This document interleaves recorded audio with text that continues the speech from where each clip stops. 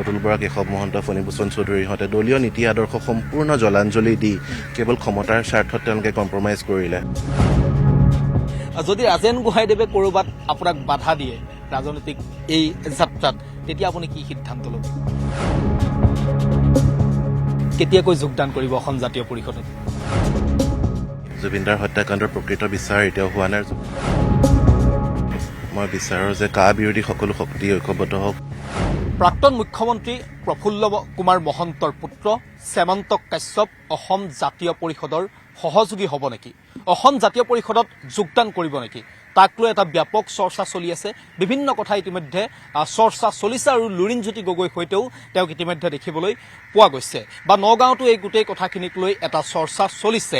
এই মুহূৰ্তত সেই ব্যক্তিগৰাকী মোৰ সৈতে আছে, শ্যামন্ত কাশ্যপ মোৰ সৈতে আছে। প্ৰথমতে ডাঙৰীয়া আপোনাক স্বাগতম জনাইছোঁ আৰু এটা শুভেচ্ছাও জ্ঞাপন কৰিছোঁ। শুভেচ্ছাটো এইকাৰণে দিছোঁ যে খবৰ ওলাই আছে নতুন এটা ৰাজনৈতিক যাত্ৰা আপুনি আৰম্ভ কৰিবলৈ আগবাঢ়িছে। কিমান দূৰ সত্য? চাওক, ৰাজনৈতিক যাত্ৰাৰ কথাটো হয়, কিন্তু মোৰ বিষয়টো এনেকুৱা, মই আঞ্চলিকতাবাদী চিন্তাধাৰাত বিশ্বাসী আৰু মই বিচাৰোঁ যে কা বিৰোধী সকলো শক্তি ঐক্যবদ্ধ হওক। কাৰণ অসমৰ প্ৰাক্তন মুখ্যমন্ত্ৰী প্ৰফুল্ল কুমাৰ মহন্ত ডাঙৰীয়াই আঞ্চলিকতাবাদক ৰাজনৈতিকভাৱে প্ৰতিষ্ঠা কৰিছিলে আৰু বিশেষকৈ কা বিৰোধী আন্দোলন তেওঁ এটা সবল ভূমিকা পালন কৰিছিলে। আৰু বৰ্তমান জুবিনদাৰ যি হত্যাকাণ্ড, ইয়াৰ ভাবোঁ যে আমি জুবিনদাৰ হত্যাকাণ্ডৰ প্ৰকৃত বিচাৰ এতিয়াও হোৱা নাই। জুবিনদাই ন্যায় যিধৰণে পাব লাগিছিলে সেইধৰণে হোৱা নাই। গতিকে বিভিন্ন দল সংগঠনে জুবিনদাৰ ন্যায়ক লৈ তেওঁলোকে ন্যায় বিচাৰি আছে আৰু আমি সকলোৰে লগত সহযোগিতা আগবঢ়াইছোঁ। অসম জাতীয় পৰিষদৰ সৈতে কথাবোৰ আপোনাৰ কেনেকুৱা ধৰণে চলিছে? কেতিয়াকৈ যোগদান কৰিব বা কেনেকুৱা ধৰণে চলি আছে? অসম জাতীয় পৰিষদ এটা আঞ্চলিক দল হিচাপে মোৰ দলটোৰ প্ৰতি আন্তৰিকতা আছে আৰু লুৰিণজ্যোতি গগৈ ডাঙৰীয়াই বহুত প্ৰত্যাহ্বান নেওচি এটা আঞ্চলিক দল চলাই আছে। যিহেতু বিচাৰধাৰাটো একেই, মই এটা আঞ্চলিকতাবাদী চিন্তাধাৰাৰ লগত জড়িত হৈ থাকিব বিচাৰোঁ। গতিকে লুৰিণদাৰ প্ৰতি মোৰ এটা ভাল ভাৱ আছে আৰু মই দেখিছোঁ যে তেওঁ যথেষ্টখিনি কষ্ট কৰিছে আঞ্চলিকতাবাদক প্ৰতিষ্ঠা কৰাৰ কাৰণে আৰু নতুন প্ৰজন্মই তেওঁক একচেপ্ট কৰিছে, আঁকোৱালি লৈছে।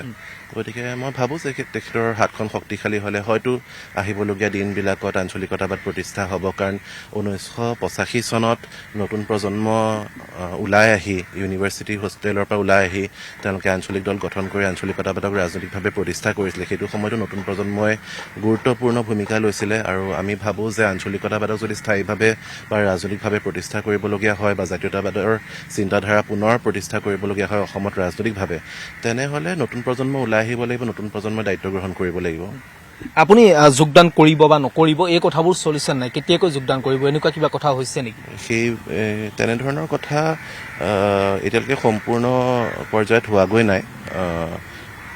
আলোচনা বিলোচনা চলি আছে বা কথা বতৰা চলি আছে, কিন্তু প্ৰথম কথা যে ৰাজনীতিত যোগদান কৰা নকৰাটো পিছৰ কথা। কিন্তু আমি বিচাৰোঁ যে সকলো ৰাইজ ওলাই আহক, নতুন প্ৰজন্মই ভূমিকা লওক আঞ্চলিকতাবাদক প্ৰতিষ্ঠা কৰাৰ কাৰণে। সেইটো এটা খুব গুৰুত্বপূৰ্ণ বিষয় আৰু আজিৰ সন্ধিক্ষণত এটা খুব আমি প্ৰত্যাহ্বানমূলক সময়ত আছোঁ। খুব বহুত চেলেঞ্জ একচেপ্ট কৰি থাকিবলগীয়া হৈছে সকলো ফালৰ পৰা, ইকনমিক ফালৰ পৰাই হওক বা আমাৰ মূল্য বৃদ্ধিৰ যি ইছ্যু আছে, অত্যাৱশ্যকীয় খাদ্য সামগ্ৰীৰ ব্যাপকভাৱে মূল্য বৃদ্ধি হৈছে, সকলো ঠাইতে দুৰ্নীতি শিপাই গৈছে আৰু জিৰ' টলাৰেঞ্চৰ কথা যিটো মোদী ডাঙৰীয়াই কৈছিলে সেইটো হোৱা নাই। দেখিবলৈ পোৱা গৈছে যে বিজেপিৰ ডাঙৰ ডাঙৰ নেতা, ডাঙৰ ডাঙৰ কেলেংকাৰী তেওঁলোকৰ নাম সন্নিৱিষ্ট হৈছে, সোমাই পৰিছে। গতিকে এইবিলাক কথাই মানুহক অলপ দুখ দিছে। গতিকে মানুহে এটা বিকল্প বিচাৰিছে আৰু আঞ্চলিক চিন্তাধাৰাৰে যদি আগবাঢ়িব পৰা যায়, অসমত যদি আমি নিজৰ ৰিজনেলিজিমটো বা আঞ্চলিকতাবাদী চিন্তাধাৰাটো জীয়াই ৰাখিব পাৰোঁ, সেইটো খুব ভাল হয় বুলি ভাবোঁ। আৰু মোৰ প্ৰশ্নটো হ'ল 26ত অসম জাতীয় পৰিষদৰ প্ৰাৰ্থী হিচাপে পিতৃৰ পূৰ্বৰ সমষ্টিৰ পৰা, পিতৃৰ যিটো সমষ্টি আছিল, যিটো সমষ্টিৰ পৰা আপোনাৰ পিতৃ প্ৰতিনিধিত্ব কৰি মুখ্যমন্ত্ৰী হৈছিল, সেই সমষ্টিৰ পৰাই আপোনাক দেখা পোৱা যাব পাৰে নেকি? সেইটো সময়ে ক'ব। আৰু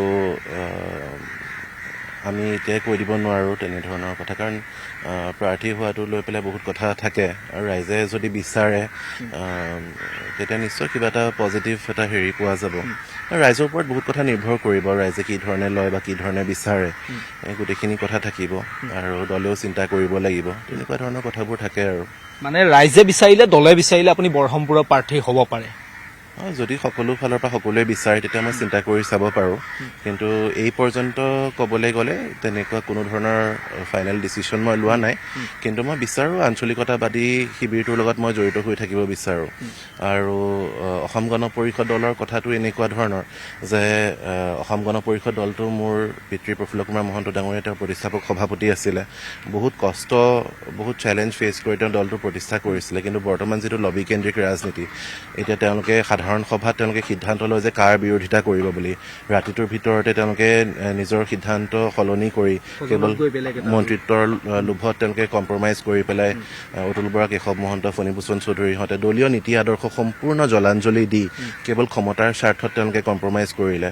গতিকে এইবিলাক কথাই মানুহক বহুত দুখ দিছে, কাৰণ কা আইনখনে অসম চুক্তিক নস্যাৎ কৰি পেলালে।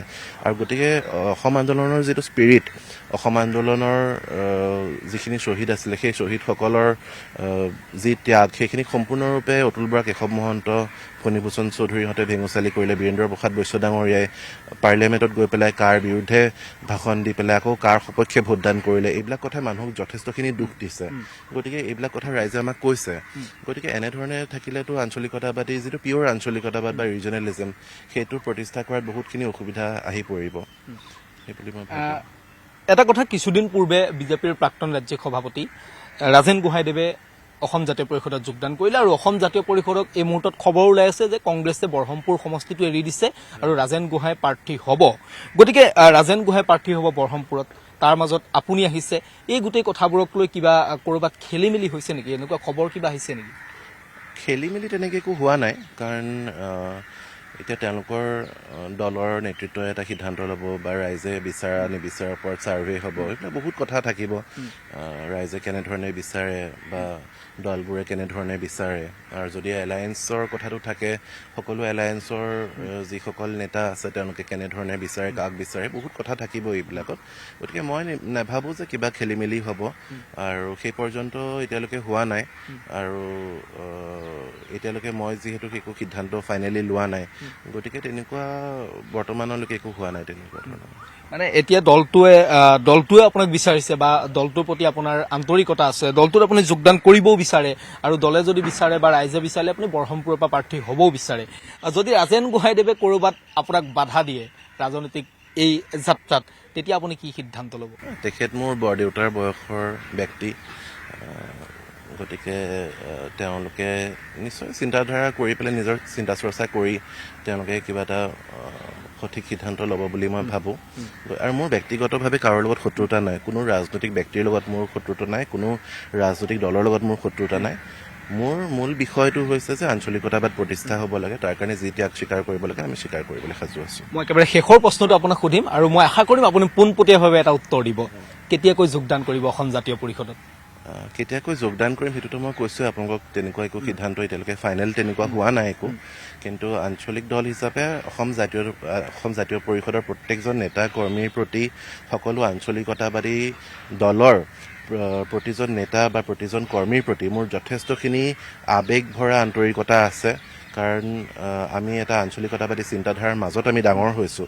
গতিকে আমি বিচাৰোঁ যে আঞ্চলিকতাবাদ প্ৰতিষ্ঠা হওক, তাৰ কাৰণে আমি যি ত্যাগ স্বীকাৰ কৰিব লাগে, যিখিনি কষ্ট কৰিব লাগে, আমি সকলোখিনি কৰিবলৈ সাজু আছোঁ। কালি অসম জাতীয় পৰিষদৰ যিটো প্ৰতিবাদী কাৰ্যসূচী আছিল জুবিন গাৰ্গৰ ন্যায়ৰ দাবীত, তাত আমি লুৰিণজ্যোতি গগৈৰ সৈতে আপোনাক দেখা পালোঁ। আপুনি দলটোত যোগদান কৰাই নাই, তাৰ পাছতে চৰ্চালৈ গোটেই কথাখিনি আহিল। আপুনি কালি দলীয় সদস্য হিচাপে গ'ল নে বেলেগ কিবা হিচাপে গ'ল? কাৰণ দলততো আপুনি যোগদান কৰাও নাই। ফাষ্ট ট্ৰেক আদালতৰ জৰিয়তে জুবিনদাৰ ন্যায় প্ৰক্ৰিয়া সম্পূৰ্ণ হোৱাটো আমি সকলোৱে বিচাৰিছোঁ, আৰু মই এজন অধিবক্তা হিচাপে, এজন নাগৰিক হিচাপে স্বতঃস্ফূৰ্ত সমৰ্থন জনাই মই গৈছোঁ। আৰু তেওঁলোকৰ প্ৰতি মোৰ এটা ভাল ভাৱ আছে, এটা আন্তৰিকতা আছে। গতিকে তেওঁলোকেও বিচাৰিছিলে মই যোৱাটো, গতিকে মই গৈছোঁ, তেওঁলোকক সমৰ্থন জনাবলৈ গৈছোঁ।